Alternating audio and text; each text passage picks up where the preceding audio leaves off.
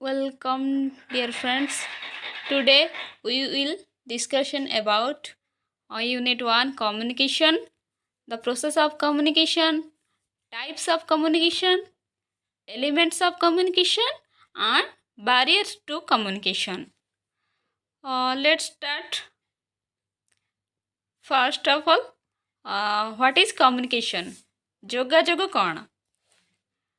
The act of sharing or exchange information, ideas or feelings. ସୂଚନା, ବିଚାର ଓ ଭାବନାର ଆଦାନ ପ୍ରଦାନକୁ ଯୋଗାଯୋଗ କହିବା.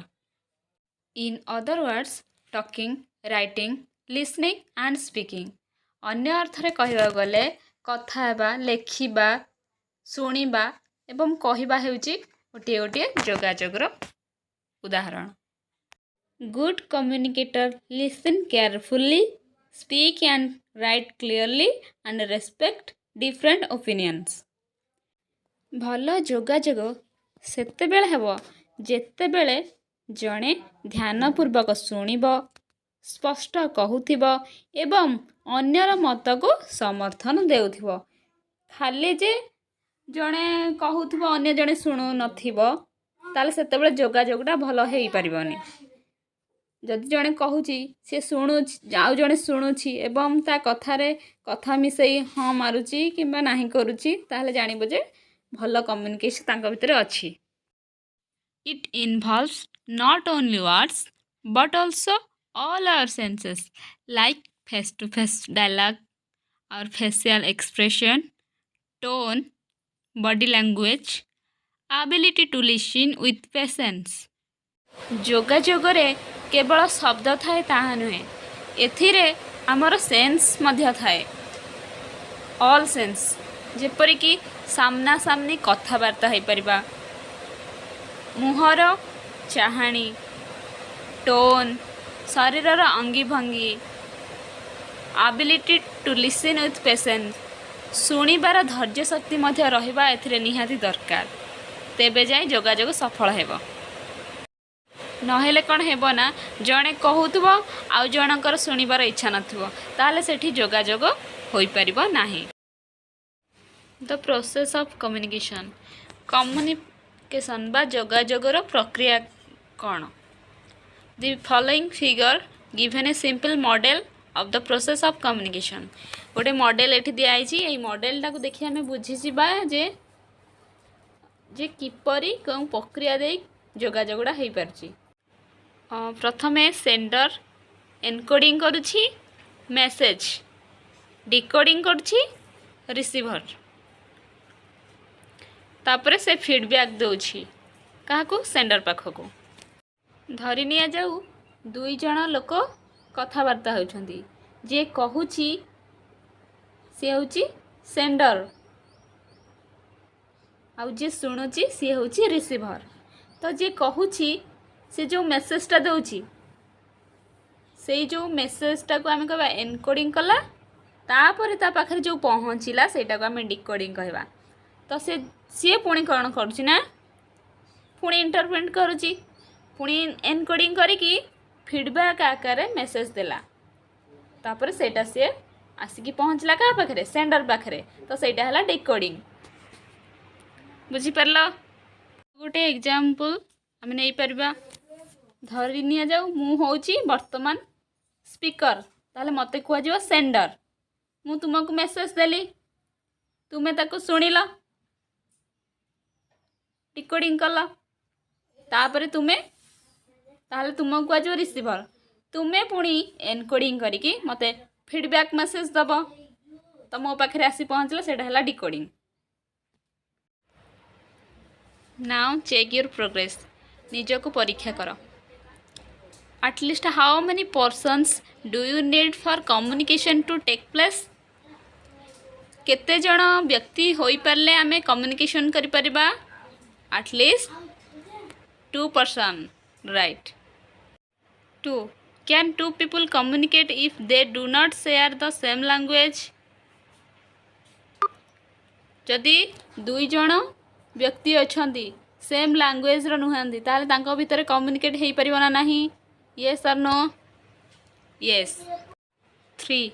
If your answer to question 2 above is yes, then explain how they will communicate. जदि तुम आंसर yes तो ताहले से माने किपरि कम्युनिकेट करेंगे जोगाजोग करेंगे मत कमेंट सेक्शन में निहाती जनइब. 4. A saint sitting with his eyes closed say he is communicating with God. Do you think it is an example of communication? Give reasons for your answer. जड़े पाद्री आखि बंद करी बसिचंती एवं कहउचंती से ईश्वर सहित जोगाजोग करछंती ताहले एटा गोटे जोगाजोगर एग्जाम्पल की ताहले यार कारण कुह. एलिमेंट्स ऑफ कम्युनिकेशन जोगाजोगर मुख्य उपादान गुड़िक आम जाना बर्तमान. एक रे कम्युनिकेशन इन्वॉल्व्स एटलिस्ट 2 पर्सन. ए दी एड्रेसर दी एड्रेसेस. बी रे 2 द टॉपिक टॉपिक कहले आमे जहाँ मेसेज जोड़ा पठेवा सेटा होची टॉपिक. 3 दी चैनल को माध्यम रे आमे पठेवा सेटा कहते चैनल जेमति कि WhatsApp email letter. 4 the code code कहले आमे जो भाषा रे कम्युनिकेट करिबा इंग्लिश ओडिया हिंदी बेंगली सेटा होची कोड. 5 द मेसेज फॉर्म कहले आमे को टेंस रे देबा प्रेजेंट टेंस ना पास्ट टेंस. दी सेटिंग कहले आमे फिजिकल आ सोशल सेटिंग करिया पड़िबो. मैक्रो फंक्शन ऑफ कम्युनिकेशन जोगाजोगर नियम जोगाजोग कला बेले किछिटा नियम मानिया पड़े 7टा नियम मानिबा. द इमोटिव फंक्शन एथिरे हमर इमोशन रहिबा दरकार जेपर से जा कहतु हमर जेमति टिके इमोशन सेथिरे रहिबो. 2 द डायरेक्टिव फंक्शन कहले saying to affect the behaviour of other अन्य मानक प्रति हमर जेपरी अफेक्ट रहुथबो. For example close the door please. The phatic function कहले जड़े कि 2-4 जन शुणुंट बहुत लोग शुणुं तो आम जन कहीपर जे हालो तुम्हें मो कथा शुणी पार्छ कि नहीं. 4 the poetic function the particular from chosen is the essence of the message. एथिरे आमे कोन करि परबा ना ढग ढमाळे हमर साहित्यिक भाषा मध्य कहि परबा एथिरे. 5 द रेफरेंशियल फंक्शन जेपरि कि आमे कहि परबा जे to carry on your information. 6 the meta linguistic function कौन ना focusing attention on the code itself. Example तुम्हें कही पारुथबो बुझाई पारुथबो the use of both will और shall is correct of modern usages. कौन कहिया को तुम्हें चाहछ what are you saying. 7 the contextual function text कहले गोटे इवेंट किंबा गोटे पर्सन और आइटम को बुझाउथबो से भलिया हेले जोगाजोग आमे कर परिबा. बैरियर्स टू कम्युनिकेट जोगाजोगर प्रतिबंध गुड़िक. ए कोड भाषा हेउची सबुठारु बड़ प्रतिबंधक. किपरि धरा जाओ जड़े फ्रेंच आम इंडियन लोक सहित कथा हेबो ताले आम इंडियन लोक जदि फ्रेंच भाषा बुझी पारिबनी सेठी ताले बाधा सृष्टि हला ना नहीं. B vocabulary the market decline under persistent bear hammering.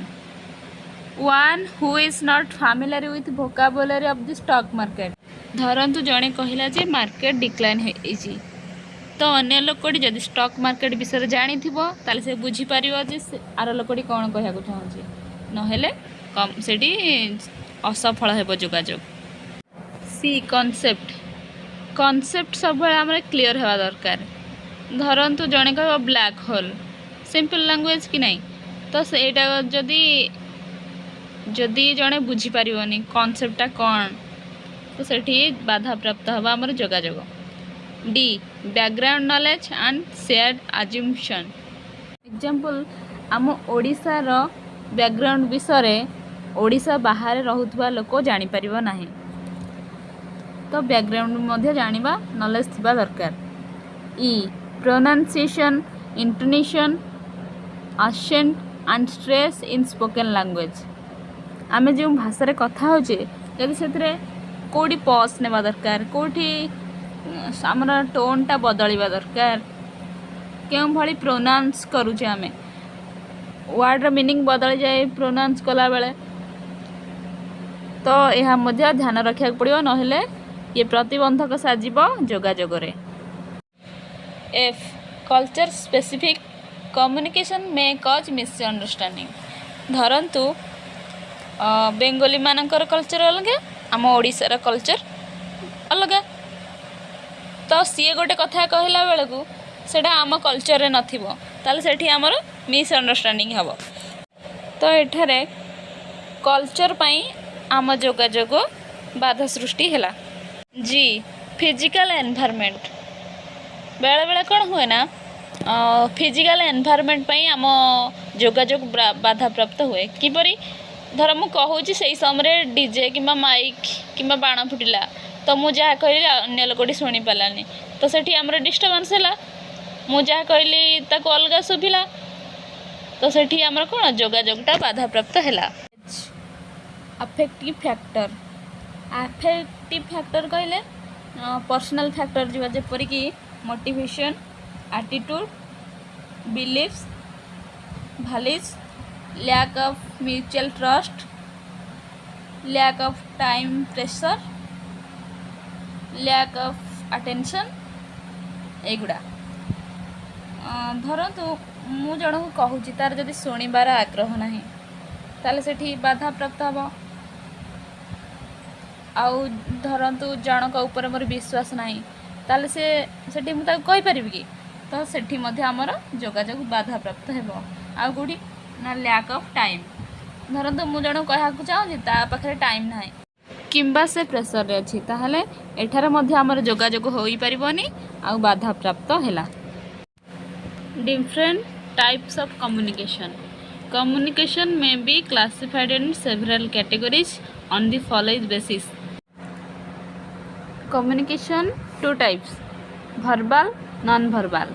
verbal ହେଉଛି ବାଚନିକ, non-verbal ହେଉଛି ଅଣବାଚନିକ। ବାଚନିକକୁ ଆମେ ପୁଣି written, oral, visual, ଲିଖିତ, ମୌଖିକ, ସାଙ୍କେତିକ। ଯଦି ଏକ୍ସପ୍ରେସନ୍ ଅନୁସାରେ ଦେଖିବା ତାହେଲେ written, oral and gestural। Flow हेले इंटरनल एंड एक्सटर्नल, रिलेशनशिप रे फॉर्मल एंड इनफॉर्मल। तारे आमे भाग कर देइछु। प्रथमे डाउनवर्ड कम्युनिकेशन, ना from higher to lower level of authority. जेते बेले जणे हायर लेवल अथॉरिटी तार लोअर लेवल अथॉरिटी सहित कम्युनिकेट करछि ताहले आमे ता कहबा downward communication. For example communication between a superior and a subordinate. 2. Upward communication or vertical communication. It may be a report, suggestion, opinion. report होई पारे, suggest होई पारे किंबा मत होई पारे। कहा भितर ना from subordinate to other subordinate, from lower level to higher level of authority। धरंतु जदि जणे तळ कर्मचारी तार ऊपर कर्मचारी सहित कथा होउची ताहले आमे ताको कहबा अपवर्ड कम्युनिकेशन बा vertical communication. 3. Horizontal communication or lateral communication. Communication between officer working at same level management is called horizontal communication. गोटे ऑफिस रे जदि same category same level management, धरंतु प्रोडक्शन मैनेजर आ जड़े मार्केटिंग मैनेजर, यही दुई जन कथबार्ता होचंदी ताहले आमे ताको कहबा horizontal communication or lateral communication. 4. Formal communication. Formal आम जो कॉलेज रे सार सहित हो किंबा ऑफिस रे letter writing order decision instruction एगुड़ा सब हूँ formal communication. Informal communication informal कहले आम जोटा कि व्यक्तिगत दैनंदिन जीवन रे आम कथा हुंती जेपरिक बंधु बांधव फैमिली मेंबर्स फ्रेंड्स संगे फोन ने जो कथबार्ता होती ये सब हूँ इनफॉर्मल कम्युनिकेशन। रिटिन कम्युनिकेशन कौन बेले बेले आम कौन करिया पड़े ना कम्युनिकेट करने एप्लिकेशन हो मेल हो व्हाट्सएप हो लिखिकी देवाक पड़े तो युड़ा हूँ written communication. Then oral communication कहले बेले बेले बहुत लेंदी हो जाए आमर मेसेज बा इनफॉरमेशन सो आमे कौन करती ना direct face to face mode रे कथा होती आउ एथिरे कौन थाए ना विश्वास थाए सेल्फ इंटरेस्ट थाए भैल्यूज थाए ता सहित टाइम मध्य थाए बेले बेले मेसेजटा इनफॉरमेशनटा लेखिबा बहुत कष्ट हो पड़े जोटा कि सेटा कहले ही ठीक हुए। आज क्लास टी एतिकी पर आमे नुआ चैप्टर पढ़िबा।